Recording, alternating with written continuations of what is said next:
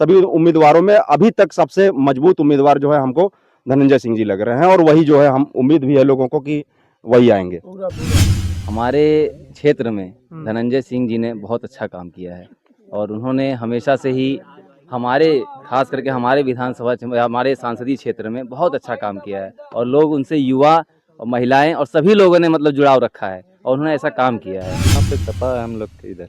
अच्छा, बाबू सिंह कुशवाहा। नहीं, हाँ, बाबू सिंह सपा को देते हैं, कोई भी कैंडिडेट। हाँ, बाबू सिंह कुशवाहा क्या है, जातिगत मतलब हर समाज को लेकर के वो साथ में नहीं चल रहे हैं। अच्छा, माननीय सांसद जी का क्या है, धनंजय सिंह जी का सिस्टम ये रहा है कि वो कभी भी किसी भी जाति विशेष को लेकर के, जैसे वो सामान्य वर्ग से आते हैं तो कभी उनका ऐसा कोई कार्यकाल नहीं रहा है कि नहीं वो कोई सबसे ज्यादा सामान्य वर्ग को कोई चीज प्रोवाइड करा रहे हैं या उनका सपोर्ट कर रहे हैं। उनके पश्चिमी उत्तर प्रदेश में लगभग वोटिंग हो गई है। अब पूर्वांचल का क्या है रुझान, किस ओर बह रही है हवा पूर्वांचल में, यह जानने के लिए आज हम पहुंचे हैं पूर्वांचल की सबसे hot seat Jaunpur Lok Sabha seat. बता दें यहाँ मामला त्रिकोणीय बताया जा रहा है। जिस प्रकार से समाजवादी पार्टी ने जन अधिकार पार्टी के राष्ट्रीय अध्यक्ष बाबू सिंह कुशवाहा को यहाँ से प्रत्याशी बनाया, तो वहीं भारतीय जनता पार्टी ने कृपा शंकर सिंह को मैदान में उतारा है। तो बहुजन समाज पार्टी ने भी दांव चला और धनंजय सिंह की पत्नी श्रीकला जी को यहाँ से प्रत्याशी बनाया है। क्या है जौनपुर लोकसभा सीट का माहौल, इसको बताने के लिए आज हम हैं जौनपुर के एक गांव में और लोगों से जानेंगे कि ये गांव का नाम क्या है। जब हम यहाँ से गुजर रहे थे तो मैच हो रहा था, क्रिकेट मैच हो रहा था, तो कुछ युवा यहाँ धूप में मैच खेल रहे थे, इनसे जानकारी लेते। पहले जानते हैं कि ये गाँव का नाम क्या है सर। इस गांव का नाम सुंगुलपुर है, सुंगुलपुर, जौनपुर लोकसभा सीट के अंदर। Yes sir. तो क्या मुद्दा है इस बार चुनाव में युवाओं के लिए?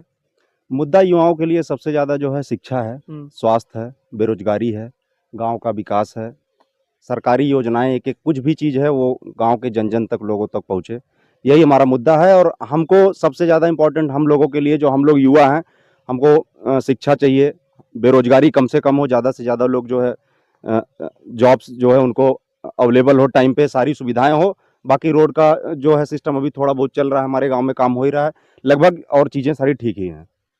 तो क्या लग रहा है इस बार लोकसभा चुनाव 2024 में जौनपुर लोकसभा सीट से क्या लग रहा है? नहीं, जौनपुर लोकसभा सीट से तो देखिए हमारे यहाँ जितने भी कैंडिडेट हैं उन सभी कैंडिडेटों की अगर ओवरऑल तुलना करें, हम एक दूसरे से कंपेयर करें, तो हमारे यहाँ बहुत पुराने ही जो है माननीय सांसद, पूर्व सांसद धनंजय सिंह जी पहले ही रह चुके हैं और बहुत अच्छा काम किए हैं। और जमीनी स्तर पर अगर देखा जाए तो उनका बहुत अच्छा पकड़ है इस सीट पे, बहुत अच्छा, हाँ, इस विधानसभा से अच्छा पकड़ है उनका, और जन जन तक लोग उनको जानते हैं और अच्छा काम भी किए हैं पिछले अपने कार्यकाल में। तो इसलिए ज्यादातर लोग जो है अभी देख करके सभी जितने भी कैंडिडेट हैं, सभी उम्मीदवारों में अभी तक सबसे मजबूत उम्मीदवार जो है हमको धनंजय सिंह जी लग रहे हैं, और वही जो है हम उम्मीद भी है लोगों को कि वही आएंगे पूरा। जैसे पिछली बार चुनाव जो हुआ था तो सपा बसपा का गठबंधन था, तो यहाँ ये सीट बसपा के खाते में गई थी। श्याम सिंह यादव वोटिंग में, जातिगत समीकरण भी काफी मायने रखता है जौनपुर लोकसभा सीट में। तो जिस प्रकार से कयास लगाया जा रहा है कि बाबू सिंह कुशवाहा को जिस तरीके से मैदान में उतारा गया है, ये कहा जा रहा है कि बाबू सिंह कुशवाहा प्लस पॉइंट में है। नहीं, बाबू सिंह कुशवाहा प्लस पॉइंट में थे, और उनका थोड़ा सा इसलिए है कि वो हर टॉपिक पे बात नहीं कर पाते हैं। बाबू सिंह कुशवाहा क्या है, जातिगत मतलब हर समाज को लेकर के वो साथ में नहीं चल रहे हैं। माननीय सांसद जी का क्या है, धनंजय सिंह जी का सिस्टम ये रहा है कि वो कभी भी किसी भी जाति विशेष को लेकर के, जैसे वो सामान्य वर्ग से आते हैं तो कभी उनका ऐसा कोई कार्यकाल नहीं रहा है कि नहीं वो कोई सबसे ज्यादा सामान्य वर्ग को कोई चीज प्रोवाइड करा रहे हैं या उनका सपोर्ट कर रहे हैं। उनके एक एक जो है व्यक्ति, किसी भी जाति, किसी भी धर्म, किसी भी समुदाय का हो, सब इम्पोर्टेंट है और सबको वो उतना ही सम्मान देते हैं। बाबू सिंह कुशवाहा का थोड़ा सा क्या है कि वो अभी कुछ दिन पहले उनके कुछ ऐसे बयान भी आए थे, और पिछले मैं भी उनका कई बयान ऐसा सुना हूँ, जानता भी हूँ, कि जो वो किसी सामान्य वर्ग को लेकर के या किसी भी और ऐसे क्षेत्र को लेकर के जिसपे उनकी कोई जानकारी नहीं, जैसे अगर धार्मिक मुद्दे की बात की जाए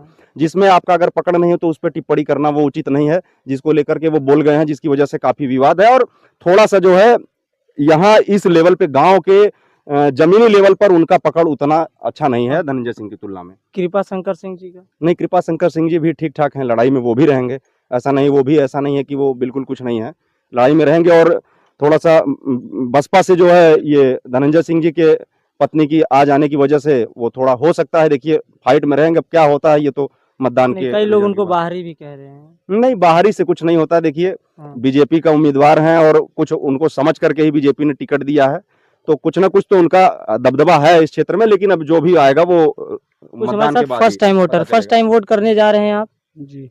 तो as a first time voters क्या मन में है, क्या मुद्दा है जब आप वोट करने जाएंगे, बटन दबाने जाएंगे, तो क्या चल रहा होगा दिमाग में, क्या सोच रहे होंगे, क्या मुद्दा है रहेंगे? दिमाग में तो भैया सीधी सी बात है, सिर्फ श्री कला जी को जिताना है, बस एक ही चीज़ है दिमाग में। अच्छा, क्या मुद्दे रहेंगे? जैसे भैया ने कहा कि शिक्षा रोजगार सबसे बड़ा मुद्दा बनेगा। भैया जो बोले वही सेम वही प्रोसेस है अपना हम लोगों का भी। और एक और युवा है सर, क्या मुद्दा रहने वाला है जौनपुर लोकसभा सीट से? देखिए सर, यहाँ पे जो है हमारे क्षेत्र में धनंजय सिंह जी ने बहुत अच्छा काम किया है और उन्होंने हमेशा से ही हमारे, खास करके हमारे हमारे सांसदीय क्षेत्र में बहुत अच्छा काम किया है और लोग उनसे, युवा और महिलाएं और सभी लोगों ने मतलब जुड़ाव रखा है और उन्होंने ऐसा काम किया है। और हमें लगता है कि जो उनके साथ हुआ, जो भी उनके अभी बेचारे जो भी जेल में हैं, उनके साथ जो भी हो रहा है, उनको बस खाली परेशान किया जा रहा है और कुछ है नहीं। कौन परेशान कर रहा है? अब देखिए, बड़े लोग हैं, उनका नाम लेना उचित नहीं है, हाँ। लेकिन ये है कि हाँ, उनको जबरदस्ती परेशान किया जा रहा है। उनसे भी बड़े बड़े लोग हैं जो गलत काम कर रहे हैं, लेकिन वो बिंदास घूम रहे हैं, उनका साथ दिया जा रहा है, लोग आराम से घूम रहे हैं, ऐसे हो रहा है। लेकिन हाँ, फिर भी सरकार भी काम कर रही है कुछ लोगों पे, अच्छा है। लेकिन ये है कि धनंजय सिंह जी को हम लोग जिताने की यहाँ पर पूरी तरह कोशिश करेंगे और उन्हीं का वोट जो है हमारे पास अच्छा, आप बसपा को देख करके कह रहे हैं कि सिर्फ धनंजय सिंह एज अ प्रत्याशी करोगे? देखिए, धनंजय सिंह, हम देखिए मतदान कहीं पर भी हो, हम्म?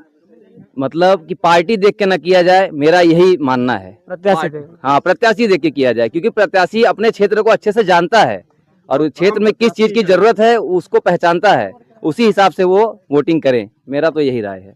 अच्छा, तो आप क्या कह रहे थे, कुछ कह रहे थे? मैं ये कह रहा था कि हाँ। प्रत्याशी को देख करके इसलिए वोटिंग करनी चाहिए क्योंकि हमारे क्षेत्र में प्रत्याशी ही आएगा। हमारे क्षेत्र की जो मूलभूत सुविधाएं हैं, जो जो जरूरत है, वो हमको प्रत्याशी से, कैंडिडेट से ही मिलेगा। अच्छा, अगर हम जाति विशेष को देख करके या पार्टी को देख करके अगर मतदान करते हैं तो मुझे ऐसा लगता है सर कि कुछ होना नहीं है।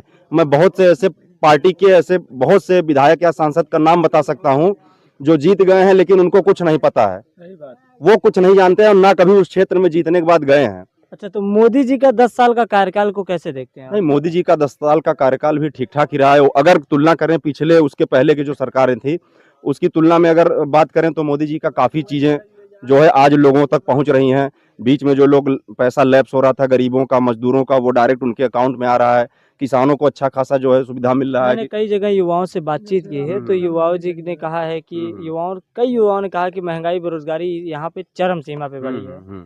बिल्कुल। देखिए, उसमें क्या है कि अगर महंगाई और की बात करेंगे तो ठीक है, उसमें कहीं ना कहीं कुछ सरकार का जो है वो है, लेकिन अगर बेरोजगारी की बात करेंगे तो बेरोजगारी में सिर्फ और सिर्फ सरकार की ही कमी नहीं है। हाँ। बेरोजगारी का देखिए सबसे बड़ा जो रूट है, जड़ जो है, जहाँ प्रॉब्लम है बेरोजगारी आखिर है क्यों, उसका रीजन ये है कि इनके सरकार के पहले की जो सरकारें थी उन्होंने शिक्षा पे बिल्कुल ध्यान नहीं दिया। हर जो है सेंटर पर नकल करा करके सबको 90-90, 95-95% करवा करके पास करवाया गया। अब जो नकल मार करके अगर कोई विद्यार्थी पास हुआ है, वो कंपटीशन में बैठेगा तो वो बताइए वहां क्या करेगा। हमको परसेंटेज से जो है मतलब नहीं है, अगर हमको कुछ आ नहीं रहा है तो बेरोजगारी का सबसे बड़ा जो मुझे लगता है कि यही रीजन है। अच्छा सर, आपने बड़ी अच्छी बात कही कि नकल मार करके छात्रों का तो आरोप है कि वैकेंसी आती ही नहीं है। नहीं, तो हम वैकेंसी कंपटीशन दे कहाँ दें? बिल्कुल बिल्कुल, हाँ। वैकेंसी ऐसा नहीं है कि नहीं आती है, ये तो सिर्फ आरोप ही है। 5 साल में कोई 5 वैकेंसीज बताएं। नहीं, वैकेंसी है, मैं नहीं, तो बता इसीलिए तो कह रहे हैं नहीं, ना। मैं बता रहा हूँ, बिल्कुल सही आप कर रहे हैं। हाँ। वैकेंसी आती है, लेकिन हाँ वो है हाँ। कि जितना सिलेक्शन इसके पहले होता था, हाँ। अभी वो उतना सिलेक्शन नहीं हो पा रहा है। अब वो अगर हम कह दें कि हर चीज के लिए सरकार की ही गलती दें तो ऐसा नहीं है। हाँ, मानते हैं, ऐसा है भी नहीं कि नहीं 100% सरकार एकदम सब काम किया ही है। कोई भी सरकार हो 100% परफेक्ट कोई पर्सन नहीं है। देखिए, हाँ, इतने आपस में भी अगर कमियां हैं। कमियां सब में है सर, लेकिन अगर सिर्फ हम कमियों को ही देख करके अच्छी चीज को नहीं, उसके बारे में नहीं बात करेंगे, उसको भूल करके बात करेंगे तो ये भी गलत ही है। तो इसलिए हमारे हिसाब से हर चीज पे ध्यान देना चाहिए और अपने अंदर की कमी को दूर करके आगे बढ़ना चाहिए। कुछ और लोग हैं, इनसे जानने के प्रयास करेंगे। एक अंकल जी हैं, इनसे जानते हैं। धंधा पानी कैसे चलत बा? ठीक है हाँ? ठीक है। ठीक चलत बा? हाँ, राशन, गैस कनेक्शन, कॉलोनी सब उलोनी ठीक। मिलत बा? नहीं कॉलोनी लोनी हाँ? कॉलोनी नहीं मिलती, बस ठीक है सब। हाँ, माहौल लगा तो चुनाव गरमान है अब। हम्म? चुनाव तब गरमा गया है, चुनाव का मौसम आ गया है, हाँ, तो क्या लगत तो है? वहाँ पे सपा है हम लोग के इधर। अच्छा, बाबू सिंह कुशवाहा। नहीं, हाँ, हाँ? बाबा सपा को देते हैं, कोई भी कैंडिडेट। हाँ, कुछ कारण होए? हम अच्छा काम करते हैं वहाँ पे, मोदी जी का 10 साल कार्यकाल कैसे वो रहा? भी वहाँ पे ठीक ठाक है हम लोग के इधर। अच्छा, तो मैं था इस समय जौनपुर के एक गांव में, जिस गांव का नाम क्या बताया भैया गांव आपने? सुंगुलपुर। और यहाँ पर कुछ नौजवान थे, युवा थे, वो जो क्रिकेट खेल रहे थे, उन्होंने अपनी राय रखी। बस आज के लिए यहीं तक। कैमरा पर्सन सनी के साथ मैं रविराज, दर्शक न्यूज़ 24।